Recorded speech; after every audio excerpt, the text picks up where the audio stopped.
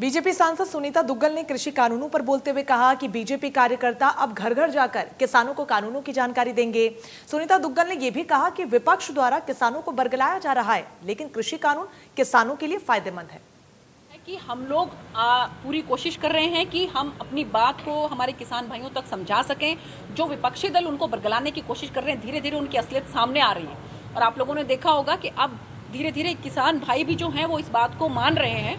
हमारे आदरणीय प्रधानमंत्री सिर्फ ये बात कहना चाह रहे हैं कि एक स्टीरियोटाइप जो हमारी खेती होती है उससे थोड़ा सा हट के हम खेती करने की कोशिश करें।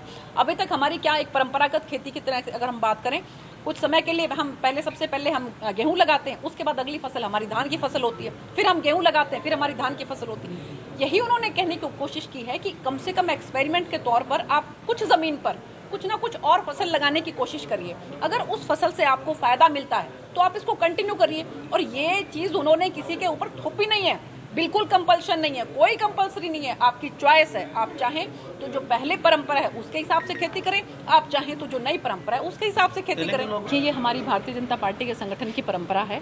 जिस तरह से हमारी राष्ट्रीय कार्यकारिणी की बैठक हुई, उसके बाद हमारी प्रदेश कार्यकारिणी की बैठक हुई, उसी तरह से हमारी जिला कार्यकारिणी की बैठक के बाद अभी जो मंडल कार्यकारिणी की बैठक है उसमें हमारे मंडल के सभी पदाधिकारी और कार्यकर्ता सब एकत्रित हुए थे। और उन सबको जो राजनीतिक प्रस्ताव राष्ट्रीय लेवल पर हमारा प्रस्ताव पारित हुआ था, उसी प्रस्ताव को हम लोग नीचे लेवल तक लेकर जाते हैं। तो उसी संदर्भ में आज बैठक रखी गई थी। और इसमें इसके साथ साथ आदरणीय प्रधानमंत्री श्री नरेंद्र मोदी जी के नेतृत्व में जो काम केंद्र में हुए हैं और आदरणीय मुख्यमंत्री श्री मनोहर लाल जी के नेतृत्व में जो काम हमारे प्रदेश के अंदर हुए हैं, उसको हमने सभी कार्यकर्ता बंधुओं तक पहुंचा।